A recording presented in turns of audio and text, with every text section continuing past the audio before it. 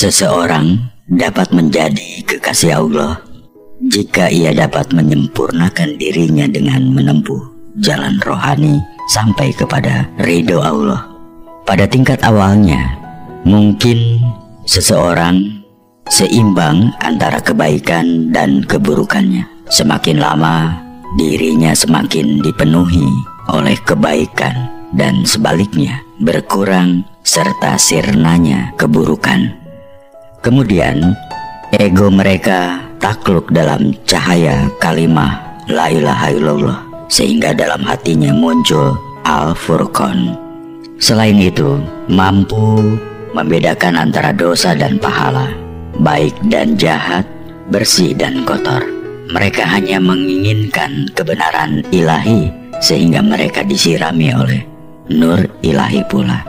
Mereka tidak lagi memandang dunia yang menjadikan nafsu mereka terikat dan menjauhi pesona Allah. Kemudian mereka menyelam ke dunia huwa, di mana si salik telah mampu membersihkan dirinya dari segala sifat buruk dan perilaku yang nista. Dengan itu mereka mendapatkan ketentraman batinnya. Hawa nafsu telah tunduk sepenuhnya ke dalam kehendak Allah, sehingga sampailah ia kepada majelis Allah. Keikhlasan telah menyelimuti jiwanya.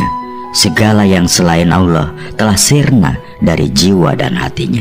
Inilah sufi yang sebenarnya. Hatinya telah bebas dari cengkeraman hal-hal yang bersifat jasmani. Dengan hati yang suci dan jiwa yang bersih, ia memasuki alam rohani para nabi, syuhada, syidikin, dan solihin.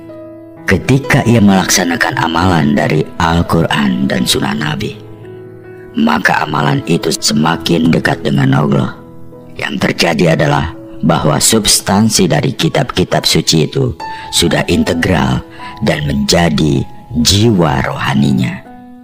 Dia akan menerima ilham dari Allah, sehingga menjadi orang yang arif, yang ilmunya berasal dari ilmu laduni.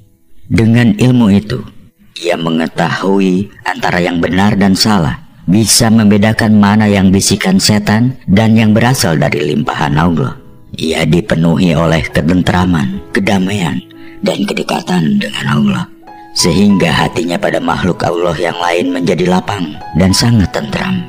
Ia dipenuhi oleh cinta Allah dan mendapatkan cintanya. Apa yang dirasakan adalah hatinya telah diliputi oleh zauk dan waj, atau cinta dan rindu. Ketika berzikir kepada Allah, ia merasakan keagungan sifat jalal atau keagungan Allah, serta merasakan sifat jamal atau keindahannya. Semula ia adalah talib, dalam kondisi ini telah menjadi matlub, yang mencari menjadi yang dicari, qasid menjadi mahsyud, yang berhajat menjadi yang dihajati, murid menjadi murad, yang menuntut menjadi yang dituntut. Inilah tarikan Allah kepada kekasihnya, yang tentu saja lebih baik dari semua amalan manusia dan jin. Huwa ana wa ana, huwa anta, ana wa ana, anta. Dia adalah aku adalah dia, kamu adalah aku, dan aku adalah kamu. Sesudah jumbuh atau berkesesuaian antara irodat dan kodrat, keinginan dan ketetapan, maka antara kaula dan gusti menjadi pamor atau mensenyawa. Kalau dalam bahasa Jawa adalah awor kinawor, sebagai manunggaling kaula gusti. Dan inilah intrik dari filsafat eksistensialisme yang membawa manusia modern mencapai puncak kejayaan pengetahuan. Sayangnya, manusia modern hanya mengambil inti filsafat ini secara fisik material, sehingga terjadi kekosongan spiritual. Dalam hal ini, Anda dapat membedakan manusia kekasih Allah dengan manusia yang bukan kekasihnya. Dan tentu Anda pun dapat mengevaluasi diri Anda sendiri, berada dalam kondisi kekasihnya atau bukan. Para kekasih Allah selalu diliputi oleh kebaikan yang memunculkan 5 tanda mendasar. Yang pertama, hati yang lembut sehingga Orientasi ibadah fisiknya selalu tertuju bagi keselamatan dan kenyamanan orang lain, karena dirinya sudah berada dalam kesatuan dengannya, sehingga tidak perlu khawatir lagi.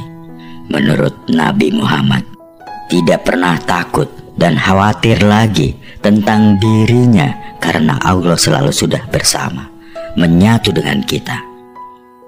Yang kedua, suka meneteskan air mata penyesalan karena dosa atau setitik noda yang dilakukan, atau terbersit dalam hati, terutama ketika kemanusiaannya mengalahkan kesejatian keilahiannya.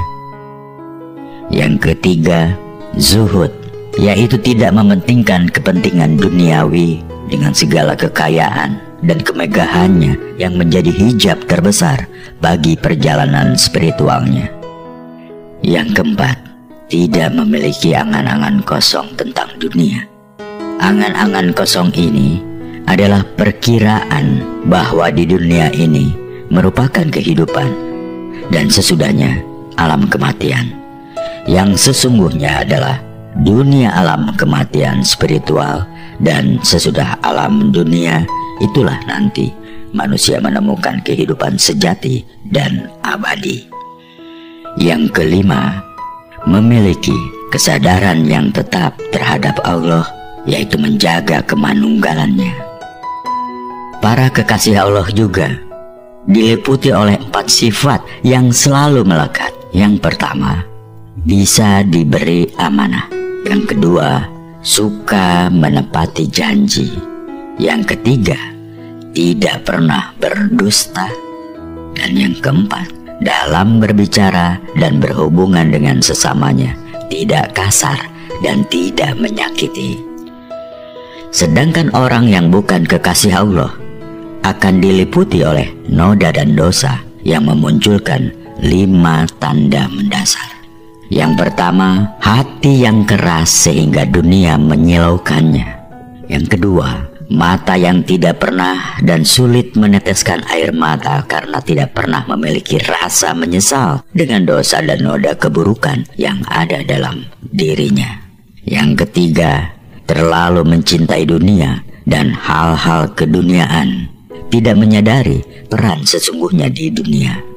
Yang keempat, banyak berangan-angan kosong tentang kehidupan dunia. Yang kelima, tidak memiliki kesadaran yang tetap dan kurang memiliki rasa malu terhadap Allah. Mereka juga memiliki sifat utama.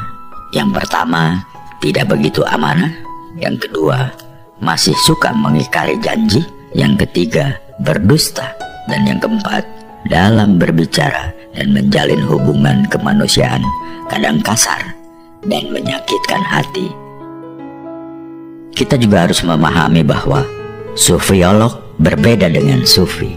Orang-orang yang mengkaji tasawuf dalam mendapatkan penafsirannya sendiri atau disebut sebagai ahli tentang sufi sering disebut mutasawifah atau sufiolog atau ilmuwan tentang sufi. Meskipun orang seperti ini mungkin saja memiliki sejumlah besar informasi tentang sifat-sifat sufi dan kesufian, namun mereka belum tentu dapat mengenal dengan baik kaum sufi. Mereka tidak otomatis memiliki sifat-sifat sufi atau dapat mengetahui bahwa kaum sufi melihat dengan mata